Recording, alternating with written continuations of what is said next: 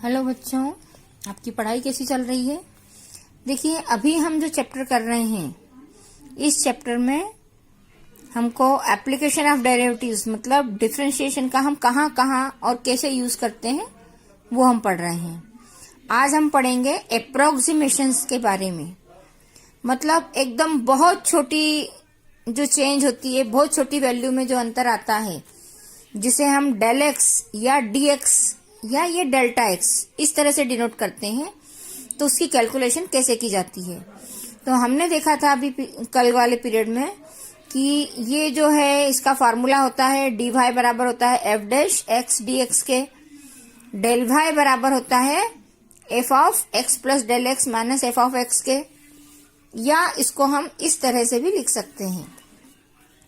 ये चेंज हमने ये ग्राफ से भी देखा था कि P से Q तक जाने में ये स्ट्रेट लाइन होती है तो यहाँ आता है या ये यहाँ आता है, लेकिन जो कर्व बनता है उसमें एक हल्का सा जो मोड़ आता है, उस मोड़ की कैलकुलेशन हम कैसे करते हैं। तो यहाँ पे यही सारी कैलकुलेशन थी। हमने ये भी देखा था कि हमारी ये जो वैल्यू है स्क्वायर रूट निकालने के लिए, अभी तक आप किसी नंबर का स्क्वायर रूट निकालते थे, उसके बाद आप ऐसे नंबर जिनका होल स्क्वायर नहीं होता था, मतलब आपको एक होल स्क्वायर से मतलब है कि इसका परफेक्ट स्क्वायर नहीं होता है, तो आपको जब उसको हल करते हो तो एक इंटीजर नहीं मिलता है, उनका भी आपने स्क्वायर रूट निकालना सीखा। अब यहाँ पर डेसिमल वाले जो डिजिट होते हैं, जैसे 25.3 है तो इसमें बीच में डेसिमल आ गया है, तो डेसिमल वाले डिजिट वाला जो हमारे पास फिगर होता है उसका स्क्वायर रूट कैसे निकालना है, वो भी डिफरेंशिएशन मेथड से, यूजिंग डिफरेंशिएशन मेथड। तो ये सवाल हमने करना सीखे थे इस फॉर्मूले से, और मैंने साथ ही आपको ये भी बताया था इन सवालों के साथ में ये सारे सवाल कि इसमें हम किस तरह से चेंज करते हैं। जैसे 0.6 है तो इसको हम कैसा लिखेंगे, और मैंने आपको छोटे छोटे जो ब्रेक करके बतलाए थे ये सवाल में कि 0.009 है तो इसको हम कैसे ब्रेक करेंगे, क्योंकि कई बार क्या होता है कि आपको ये ब्रेक नहीं पता होते हैं तो आप सवाल हल नहीं कर पाते हो। तो इसलिए मैंने जो थोड़े से भी कठिन थे उनके सबके ब्रेक करके बता दिए थे कि आपको एक्स किसको लेना है, डेल एक्स किसको लेना है, और किस तरीके से आपको डेल वाई की वैल्यू फाइंड करना है। ये सारे इसके फोटो भी खींच के आपको भेज दिए थे, और मैं उम्मीद करती हूँ कि आप मुझे इन सारे सवालों को हल करके दिखाओगे। आपकी कॉपी में ये सारे सवाल मुझे चाहिए। मैंने आपको हिंट दी है, और यदि इनमें से कोई सवाल नहीं आता है तो आप मुझसे पूछें, आप ग्रुप पे पूछें या फोन करके पूछें, व्हाट्सएप पे पूछें। अब आज हम जो सवाल करेंगे वो है क्वेश्चन नंबर 2। क्वेश्चन नंबर 2 में दिया है find the approximate value of f of 2.01 where f of x, आपको ये फंक्शन दिया है और इसमें f of 2.01 की वैल्यू निकालना है। तो देखिए ये वैल्यू निकालना तो आपको आती है, x की जगह जो फंक्शन की वैल्यू दे रखी है वो हम रखेंगे इस पूरे में, और हमको f of 2.01 की वैल्यू मिल जाती है। अब इस सवाल को हमको इस मेथड से करना है, तो इसमें हम क्या मानेंगे, ये जो फंक्शन इसको दो भागों में बांटा हमने, तो x की जगह तो 2 आ जाएगा और डेल x की जगह 0.01 आ जाएगा। आपका जो y है वो y आपका f of x plus del x हो जाएगा, और यहाँ पे x प्लस डेल एक्स क्या है 2.01, तो y बराबर हो गया आपका f ऑफ 2.01। अब यहाँ पे हमारे पास x प्लस डेल एक्स की वैल्यू ये है जो कि y के बराबर है। f ऑफ x हम 2 लेंगे, और f ऑफ x हमको ये भी दे रखा है 4x square plus 5x plus 2, तो हम क्या करेंगे 4x square plus 5x plus 2 में f ऑफ 2 की वैल्यू निकालने के लिए x की जगह 2 रख देंगे, तो 4 into 2 square plus 5 into 2 plus 2, 4 into 4 plus 10, 5 और 2 का मल्टीप्लीकेशन प्लस 2, इन दोनों का मल्टीप्लाई करने पे आ जाएगा 16, ये 10 और 2, और 8 करने पे आता है 28। एफ ऑफ 2 की वैल्यू है 28। अब हमें क्या करना है, dy बाय dx फाइंड करना है। dy बाय dx क्या होता है आपका F dash x. F dash x का मतलब है कि ये जो हमारा एफ ऑफ एक्स फंक्शन दिया हुआ है इसको डिफरेंशिएट करना। इसको जब हम डिफरेंशिएट करेंगे तो 4 तो ऐसा कैसे ही रहेगा और एक्स स्क्वायर का हो जाएगा 2x और 5x का हो जाएगा 5, 2 हो जाएगा 0।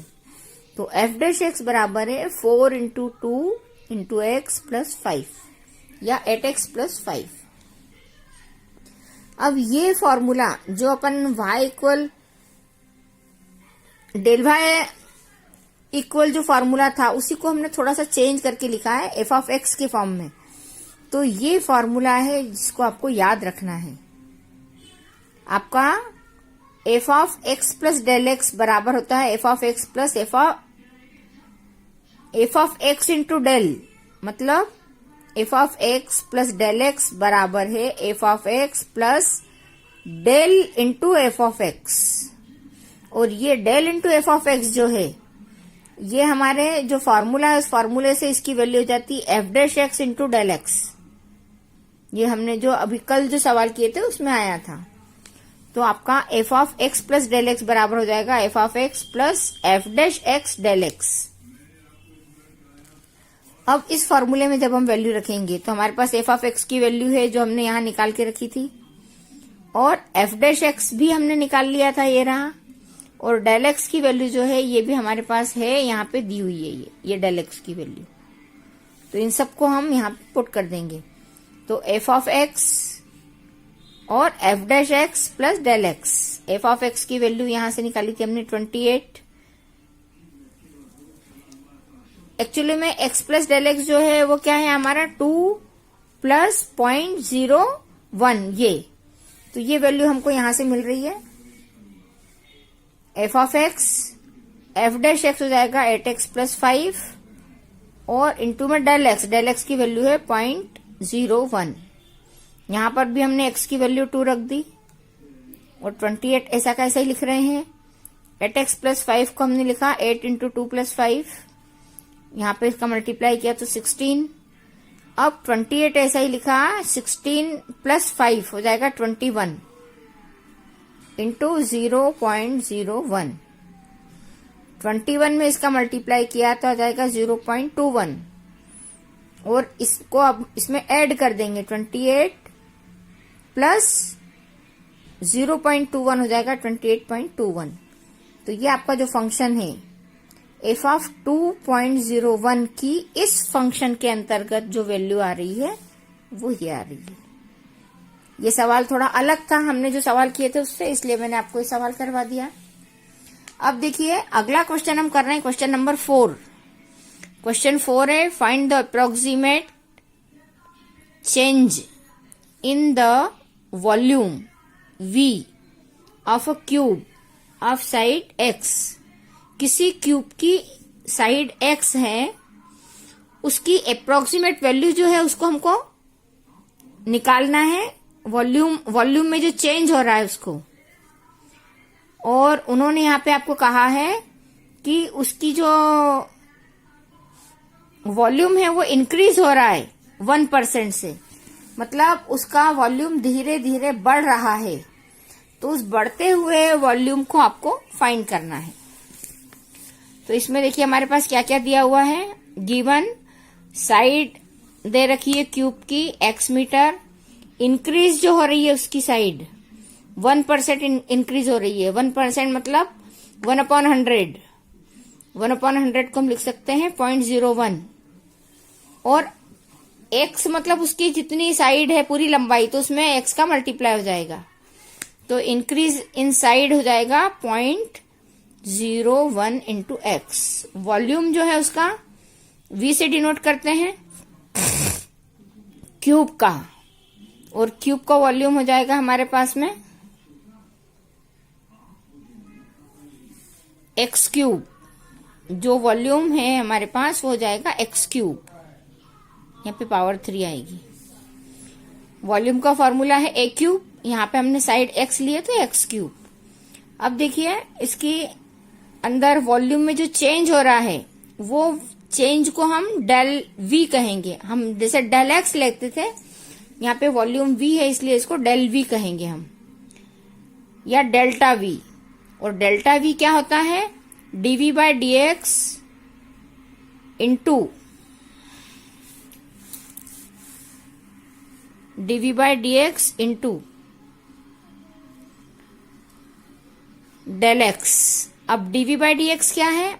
v जो आपका है ये एक्स क्यूब, इस एक्स क्यूब को हमने लिखा 3x² इंटू इसकी वैल्यू, ये हमने यहां पे निकाल के रखा था 0.01x, तो ये आ जाएगा 0.01x। और इसमें जब मल्टीप्लाई करेंगे तो मल्टीप्लाई करने पे हमको इस 1 का 3 में मल्टीप्लाई करेंगे तो 3 आएगा, 0.0 ऐसा कैसा ही, और ये आ जाएगा x²।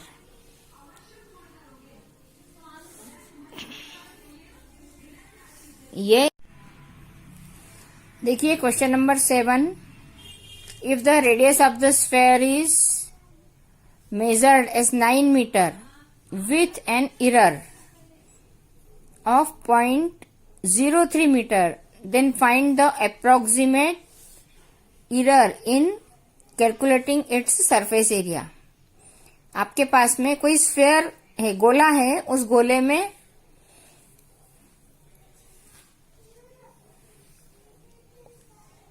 कोई एरर आ रही है, उसका रेडियस जो है, रेडियस में कुछ एरर आ रही है 0.03 मीटर की, और उसका रेडियस जो मापा जा रहा है वो 9 है। तो अब हमको बताना है कि उसमें उसका जब कैलकुलेशन करते हैं तो उसके सरफेस एरिया में कितनी एरर आएगी। रेडियस का मतलब है, जैसे आपका ये जो क्वेश्चन इस टाइप का है कि ये जो पूरा गोला है, इस गोले में यहां से यहां तक जो रेडियस है, इस रेडियस में 0.03 मीटर की कोई एरर आ रही है, तो पूरे सरफेस एरिया में उसका गोला मतलब एक बॉल का शेप है, तो बॉल के पूरे शेप में कितनी एरर आएगी। तो इसमें radius of the sphere is 9 centimetre, और उसमें जो एरर आ रही है उसको हम डेल्टा आर से डिनोट कर रहे हैं, तो ये है 0.03 मीटर। सरफेस एरिया जो होता है, स्फेयर का सरफेस एरिया है 4πr²,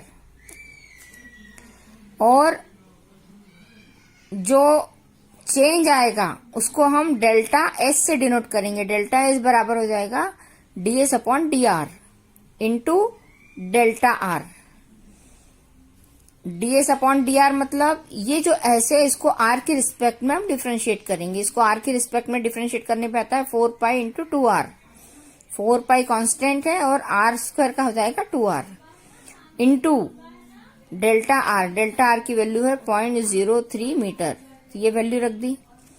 4 इंटू 2 8 पाई, और आर जो है, आर की यहाँ पे हमने वैल्यू रख दी।